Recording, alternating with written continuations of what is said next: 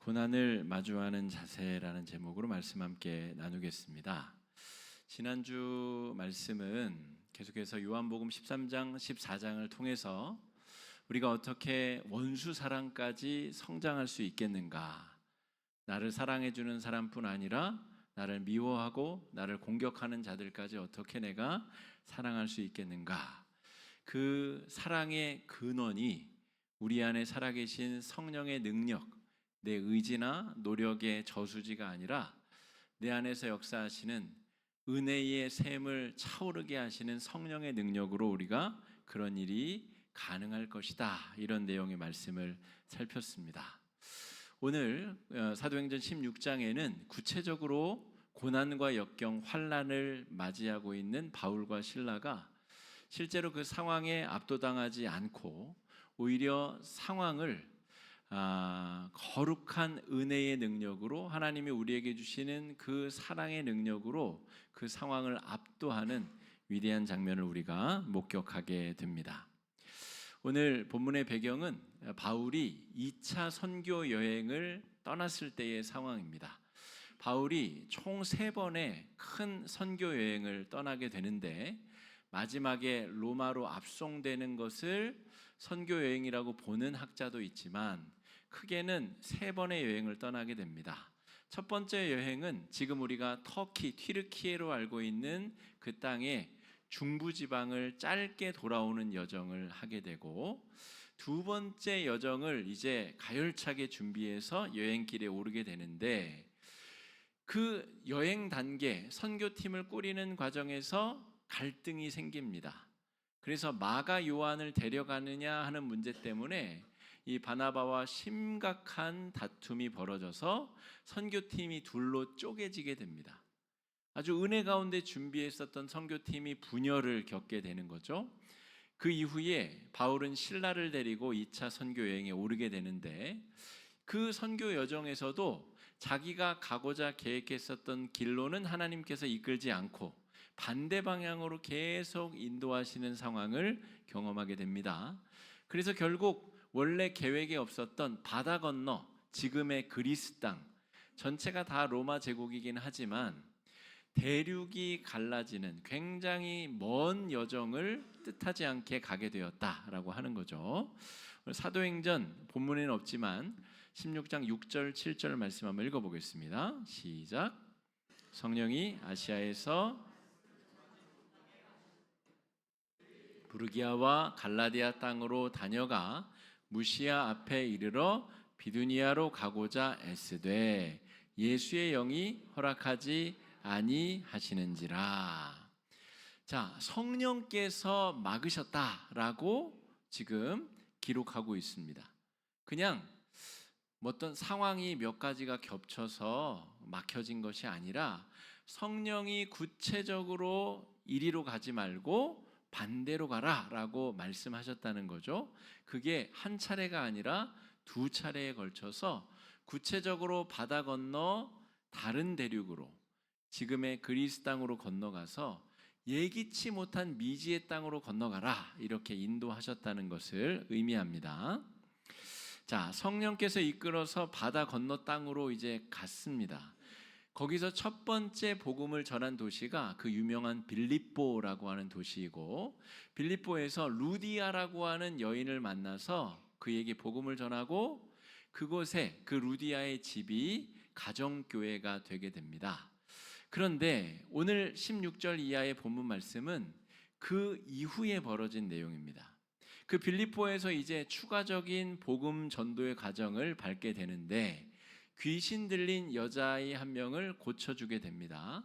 귀신 들린 여자아이가 바울과 실라를 계속 쫓아다니면서 이는 하나님의 거룩한 종들이다, 이렇게 계속 외치자 복음을 자기 스텝에 따라서 전해야 되는데 사람들이 몰려들고 점점 이 분위기가 험악해지는 거죠. 그래서 바울이 그 여자아이에게서 귀신을 쫓아내는 기적을 베풀게 됩니다. 그러자 이 귀신 들린 아이를 통해서 돈을 벌던 주인들이 괘씸해서 이제 더 이상 이 아이가 신기가 없어진 것 아니에요. 그러니까 돈을 벌게 될 소망이 없어지니까 바울과 신라에게 누명을 뒤집어 씌워서 사회 혼란을 조장하고 이 로마 제국의 통치에 반역을 꿈꾸는 반역자들이다. 이렇게 누명을 뒤집어 씌워서 감옥에 쳐넣게 됩니다. 자, 22절로 24절까지 말씀 읽어보겠습니다. 시작.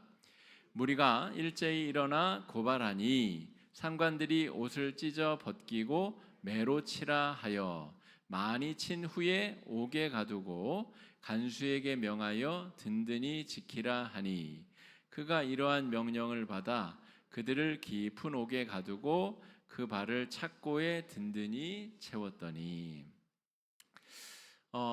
우리가 지금 생각하고 있는 구치소나 뭐 인권이 보장되는 감옥 이런 곳이 아니라 지금으로부터 2000년 전 굉장히 경직된 사회인 이 유대 사회에서 첫 번째로 죄인들이 당하게 되는 과정은 옷 벗김을 당하는 겁니다.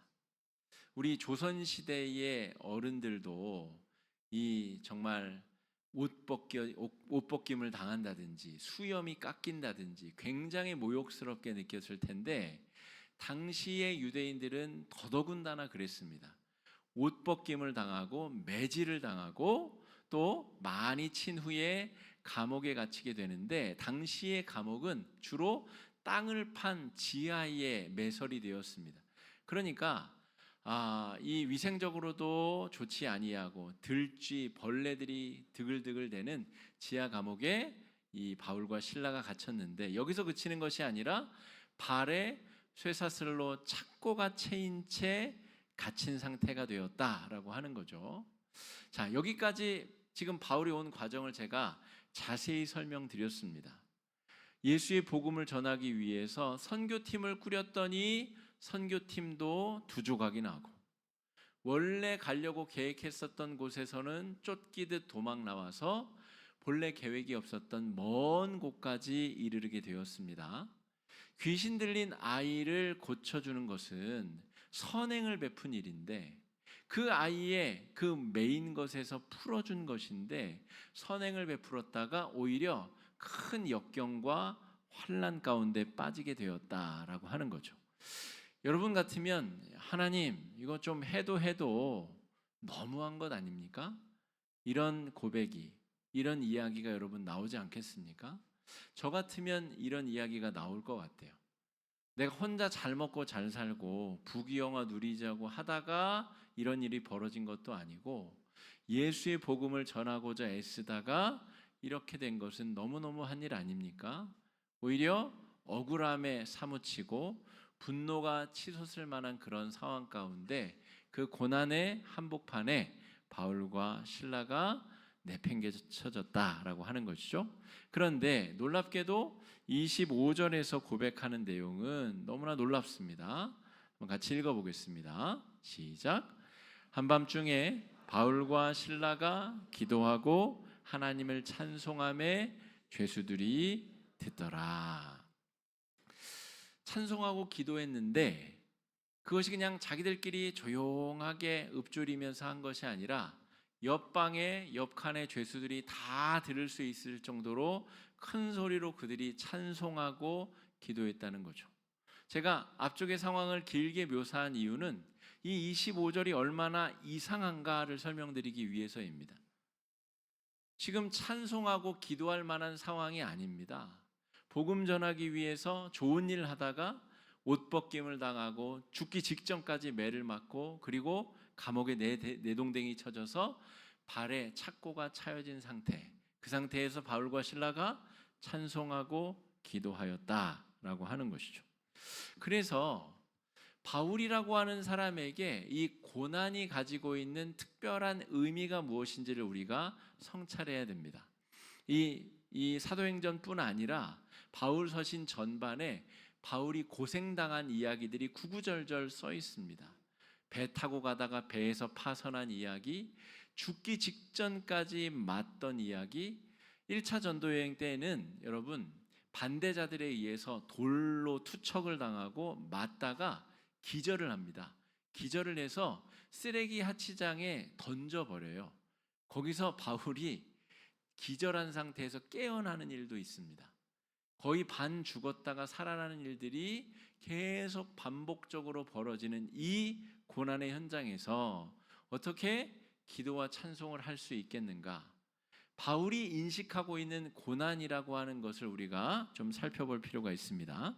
첫 번째로 바울이 인식하고 있는 고난은 어떤 의미가 있냐면 복음을 말로만 전하는 것이 아니라 복음을 자신의 몸으로도 전한다라고 바울은 인식했습니다.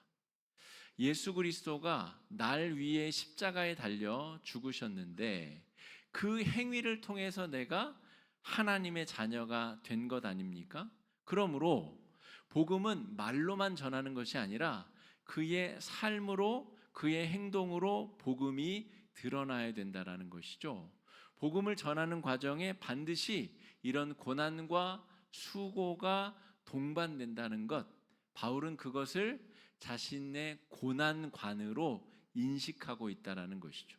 그러니까 고난 당하는 것이 자기가 복음을 전하는 과정의 일부로 바울은 인식하고 있다라고 하는 겁니다. 여러분, 목사가 왜 어려운 직업이냐면 이렇게 설교하고 말하는 내용이 삶과 엇비슷하게 가야 됩니다. 그렇지 않으면 그가 하는 말이 영 힘을 발휘하지 못하기 때문에 그렇습니다. 그래서 말은 반드시 그 말하는 자의 삶과 같이 가게 되어 있는 것이죠. 바울은 이 사실을 자신의 몸으로 증명해 내고 있는 것이죠. 우리가 수요일 날 공부하고 있는 요한 1서도 똑같은 이야기를 하고 있지 않습니까? 우리가 믿는 복음이 우리의 삶으로 드러나지 못하면 그것이 아무런 영향력도 미치지 못할 것이다. 그런 이야기를 하는 것이죠. 율법주의자들은 똑같이 고난을 자초하는 것처럼 여겨집니다. 일주일에 2번씩 금식하고 또 10의 1조를 쌀 한 톨까지도 구별하는 수고를 자처하는데 그 수고의 이유가 뭐냐면 나는 잘났다. 내가 너보다 더 뛰어나다. 이것을 증명하기 위한 고난입니다. 그런데 오늘 바울이 걷고 있는 이 고난의 길의 핵심은 자기가 고난 당할수록 예수가 드러나는 고난입니다. 내가 고난 당할수록 왜 내가 이러한 일을 행하고 있는가? 예수 그리스도가 날 위해 당하신 고난을 널 위해서 드러내는 과정으로. 그래서 사도 바울은 사도들이 당하는 고난은 예수 그리스도를 드러내기 위한 고난이다라고 하는 것이죠. 바울이 이해하고 있는 고난의 두 번째 특징은 무엇이냐면 고난을 당할수록 내가 예수와 연결되고 연합된다라고 바울은 그렇게 믿었습니다. 내가 고난을 당하면 머리 대신 예수 그리스도의 한 지체로서 나도 그 고난에 동참하고 참여한다는 것이죠. 그러므로 머리 대신 그리스도의 교회 공동체의 일원으로서 내가 하나님 앞에 나아가게 되는 것입니다. 그런데 내가 예수를 믿을수록 고난으로부터 점점 멀어진다. 내가 예수를 믿는데 내 삶이 예수 때문에 아무런 고초와 고난을 당하지 않는다. 영적으로 뭔가 잘못되고 있다는 것을 자각할 필요가 있습니다. 사랑의 실천을 위해서 우리가 고난을 자초하고 고난을 당하는 것은 예수님께 우리가 지체로서 꼭 붙어 있음이 드러나는 삶의 현장이다라고 말할 수가 있겠습니다. 예수님은 우리의 머리가 되시고 교회 공동체는 머리 대신 예수님의 한 몸뚱아리, 지체입니다. 그러므로 내가 고난을 당하는 것이 예수 그리스도의 고난에 동참하고 예수 그리스도의 몸으로서 하나가 되는 의미가 있는 것이죠. 우리 일부 예배 때는 교사들이 예배를 많이 드립니다. 우리 교사들도 좀 주일에 늦잠 자고 싶고 11시 예배도 드리고 싶겠죠. 그런데 교사들이 기쁨으로 그 고난을 자처하는 이유는 예수 그리스도가 날 위해서 십자가에 달려 그 생명을 아낌없이 버리신 그 고난에 자신도 동참하는 것입니다. 그래서 내가 고난을 당하는데 오히려 내 마음속에 은혜의 샘이 차오르고 내 상황을 둘러싼 고난의 문제를 압도할 정도의 기쁨과 감사가 그 내면에 차오르기 때문입니다. 바울은 고난을 그런 의미로 받아들이고 있고 그런 의미로 고난을 감내하고 통과하고 있다라고 하는 것이죠. 바울에게 있어서 세 번째 고난의 의미는 내가 고난 가운데 있을 때에 하나님께서 강력하게 일하실 수 있음을 믿는 믿음의 현장이 바로 고난입니다. 아까 바울이 감옥에 갇힌 내용을 우리가 성경을 통해 읽었습니다. 옷벗김을 당하고 또 온갖 매질과 채찍질로 살점이 다 떨어져 나가는 그런 심각한 고난을 맞이한 이후에 모욕과 수치를 당하고 지하 감옥에 갇힙니다. 그리고 바른 착고에 채운 상태가 됩니다. 바울이 거기서 뭘 할 수 있겠습니까, 여러분? 찬송하고 기도하는 것 말고는 할 수 있는 일이 없습니다. 고난의 현장이라는 것은 내가 할 수 있는 역할, 내가 할 수 있는 일이 극도로 제한되는 것이 고난의 현장입니다. 내가 할 수 있는 일이 극도로 제약이 되면 이제 하나님께서 하실 수 있는 일이 최대화된다는 것이죠. 바울이 가지고 있는 고난관이 여기에 있습니다. 내가 할 수 있는 일이 줄어들면 하나님의 활동하시는 영역이 늘어나고 내가 할 수 있는 일이 작아지면 하나님께서 하시는 일이 극도로 팽창된다는 것. 바울은 그래서 그 감옥에서 두려움과 절망에 매몰되기보다는 하나님께서 일하시는 순간을 기도하고 갈망하고 소망하고 있습니다. 주중에 우리 그 찬양팀원 중에 우리 장지빈 형제 어머니가 급성으로 몸이 안 좋아지셔서 중환자실에 입원하셨다는 소식이 들렸습니다. 우리 그 찬양팀 우리 안원규 찬양사님께 보고가 가고 그게 또 저에게도 들려져서 수요기도회 때 같이 기도했습니다. 여러분, 그 청년이 자신이 자식된 입장에서 어머니가 갑자기 몸이 안 좋아졌는데 병원에 모셔다 드리는 일 말고 할 수 있는 일이 뭐가 있겠습니까? 자기가 할 수 있는 일이 극소화되는 것이 고난의 한복판 현장입니다. 하나님 앞에 기도하는 일 말고는 할 수 있는 게 없어요. 그때에 하나님께서 하셔야 될 일이 그 역할이 극대화되게 됩니다.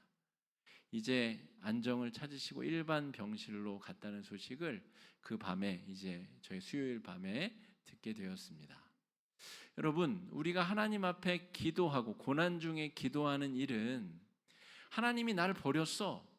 내가 이렇게까지 하는데 하나님이 나한테 이러면 돼? 라고 절망하고 자빠지고 무너지라고 우리에게 고난을 주시는 게 아니라 그 고난의 현장에서 강력하게 일하시는 하나님의 일하심을 경험하는 것, 그것이 고난에서 우리가 거둬들일 아름다운 영적인 열매라는 사실을 기억해야 됩니다. 자, 26절 말씀 읽어보겠습니다. 시작.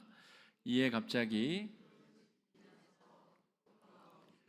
문이 곧 다 열리며 모든 사람의 매인 것이 다 벗어진지라. 여러분, 터키, 그리스 지역은 최근에도 요즘에도 지진이 많이 발생하는 지역입니다. 하나님의 존재를 믿지 않는 사람들은 여기 원래 지진 많이 나는 데잖아 라고 여러분 인식할 수도 있겠죠.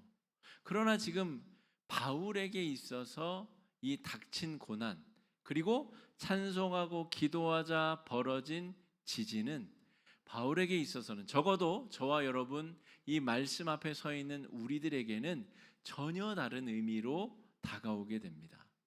사람이 할 수 있는 일이 최소화된 상황에서 하나님이 강력하게 역사하시는 증거가 지진으로 그 놀라운 역사로 드러나게 된 것입니다. 여러분, 이 문장을 잘 보십시오. 지진이 나서 옥터가 움직이고 아마 쇠창살이 어그라지면서 그곳을 막고 있는 곳이 이제 부러져서 죄인들이 탈출할 수 있는 길이 열렸나 보죠. 그런데 모든 사람의 매인 것이 다 벗어진 것은 너무 이상하지 않습니까? 오히려 지진이 나면 깔려 죽어야 그것이 자연스러운 것인데 찾고 쇠사슬로 매인 것이 다 풀어져서 도망갈 수 있게 되었다. 여러분, 하나님께서 고난 가운데 강력하게 역사하셔서 하나님의 거룩한 종들을 위해서 일하실 때에 이런 일들이 펼쳐진다는 것입니다. 바울에게 있어서 그래서 고난은 하나님께서 나와 동행하신다라고 하는 아주 중요한 증거가 됩니다. 그리고 그 가운데서 하나님이 구체적으로 일하시는 것을 우리가 경험하고 그것을 기억으로 가지고 그것을 우리가 나누는 것, 이것을 우리가 간증이라고 부르죠. 우리가 다음 주, 다다음 주 우리 한 달에 2번씩 목장 모임을 가지게 됩니다. 제 마음 같아서는 매주 목장 모임을 하고 싶은데 사람이 악해서 매주 모이면 또 그 본래적 의미를 잃게 됩니다. 그래서 한 달에 2번만 모이는데요. 우리가 그 귀한 시간에 모여가지고 나눌 이야기가 뭐냐면 그동안 한 달 동안 그 지난 주 동안 내가 고난 가운데 하나님 앞에 기도했는데 하나님이 강력하게 역사하셔서 나에게 행하신 위대하고 놀라운 역사를 간증하고 나누는 것, 그런 이야기 정말 몇 분씩만 나눠도 1시간이 훌쩍 가게 되는 것, 그 시간에 우리가 나누고 우리가 고백해야 되는 내용들이 바로 고난 가운데 우리 가운데 역사하신 하나님의 일하시는 내용이다 라고 말할 수가 있겠습니다. 바울에게 있어서 고난은 그래서 막 피하고 싶고 도망가고 싶고 빨리 떨쳐나고 싶은 그런 자리가 아니라 하나님께서 평강을 주시면 평강을 주시는 대로 또 복음을 전하고 영혼을 구원하고, 고난이 찾아오면 피하거나 도망가지 아니하고 그 가운데서 일하실 하나님을 소망하게 된다는 거죠. 여러분, 이 감옥에서 옥터가 흔들린 이후에 어떤 일이 펼쳐지는지 아십니까? 그 감옥을 지키던 간수가 죄수들이 다 도망간 줄 알고 자결하려고 합니다. 그 책임을 자기가 피할 길이 없기 때문에 자살하려다가 바울과 실라가 아이고 우리 여기 있어요, 우리 여기 안 가고 여기 있으니까 그러지 마세요, 그래가지고 그 자해하려던 것을 멈추게 됩니다. 그 다음에 무슨 일이 펼쳐지는지 아십니까? 이 간수가 죄인들을 다 탈옥시켜가지고 자기 집에 데려갑니다. 그래서 씻기고 먹이고 바울과 실라에게 어떻게 하면 당신과 같은 그런 삶을 살 수 있습니까? 내가 어떻게 하면 구원을 받을 수 있습니까? 라고 오히려 묻게 되는 일이 펼쳐집니다. 그러면 여러분, 바울과 실라는 어떻게 감옥에서 벗어나게 되는지 아십니까? 바울이 그 다음날 내가 로마 시민권자라고 이야기합니다. 바울은 그러니까 원래 감옥에 안 갇힐 수 있는 사람이었던 거죠. 로마 시민권자는 로마 제국 안에서 특별한 보호를 받습니다. 그래서 황제에게 심판을 요구할 권리, 황제에게 심판받기 전까지는 구속되거나 투옥되거나 매맞지 아니할 보호 권한이 로마 시민권자들에게 있었습니다. 바울은 자기가 매맞기 전에 로마 시민권자임을 이야기할 수 있었는데 그렇게 하지 않았어요. 그러니까 바울에게 있어서 고난이 가지는 특별한 의미가 있다는 것이죠. 바울은 이 고난의 과정을 통과하면서 경험하게 될 그 은혜의 선물을 놓치고 싶은 마음이 없는 겁니다. 내가 육체적으로 고난을 당하는 것보다 훨씬 더 값진 선물이 자기에게 찾아올 줄을 지금 알고 있는 사람이 바울입니다. 자, 그래서 이 바울이 경험하게 된 고난이 맺게 된 열매를 우리가 좀 주목할 필요가 있습니다. 30절 말씀 읽어보겠습니다. 시작. 그들을 데리고 나가 이르되 선생들이여 내가 어떻게 하여야 구원을 받으리까 하거늘. 바울과 실라가 이 간수의 삶을 이미 사랑으로 녹여낸 것입니다. 죽도록 매맞고 감옥에 갇혔는데 평강을 잃어버리지 아니한 이 사람들, 감옥이 다 열렸는데 불이 나게 도망가려 하지 아니하고 자기 목숨 살리려고 도망자의 길을 택하지 아니한 이 사람들, 뭔가 특별한 게 있다라고 간수가 파악한 겁니다. 이미 자기는 자살하려고 했기 때문에 이미 자기 목숨은 자기 게 아닙니다. 그래서 그 소식, 그 사실을 깨닫고 이해하기 위해서 이 사람들을 자기 집으로 불러들이고 그곳에서 자기 일가 친척들을 다 불러 모아 복음을 듣게 하고 세례를 받게 합니다. 여러분, 이 사람이 이 영혼 구원의 열매가 구원이 만들어낸, 이 고난이 만들어낸 의의 열매들입니다. 바울의 관심은 고난으로부터 빨리 벗어나는 데 있지 않습니다. 고난으로부터 벗어나는 게 목적이 아니라 하나님이 기뻐하실 영적 열매를 맺는 것, 그 결과를 보는 것, 여기에 바울의 관심이 있다는 거죠. 여러분, 바울의 일생을 보셔서 알다시피 바울은 잘 사는 집안 사람이었습니다. 로마 시민권자였고 배울 만큼 배워가지고 정말 편안한 삶을 살고자 하면 모든 로마 제국 사람들 중에서 0.1% 특별한 지위를 누릴 수 있는 그런 사람이었습니다. 그런데 스스로 고난을 자초하는 길을 파고들고 있습니다. 왜요? 자기가 다메섹 도상에서 구원받기 전에 어떠한 인생으로 자신의 삶을 낭비했는지를 자기가 너무나 잘 알고 있기 때문에 그냥 아무 일 없이 무탈하게 사는 게 행복한 게 아니라 예수와 더불어 살고 성령과 더불어 진짜 삶을 사는 것이 중요하다는 거죠. 영화 매트릭스에서 빨간 약, 파란 약 선택권이 있을 때에 고난이 있더라도 도망자의 삶을 살더라도 진짜 삶을 선택하는 것, 그것이 가치 있는 일이라는 것을 바울이 우리에게 보여주고 있습니다. 31절 말씀 읽어보겠습니다. 이르되 주 예수를 믿으라. 그리하면 너와 내 집이 구원을 받으리라. 하나님과 좋은 관계를 맺고 살아가는 것이 바르게 살아가는 길이고 인간의 본래적인 본질을 추구하는 길입니다. 34절도 읽어보겠습니다. 그들을 데리고 자기 집에 올라가서 음식을 차려주고 그와 온 집안이 하나님을 믿음으로 크게 기뻐하니라. 바울의 기쁨은 여기에 있습니다. 하나님이 기뻐하시는 곳에 바울의 기쁨도 있어요. 하나님이 뭘 기뻐하실까?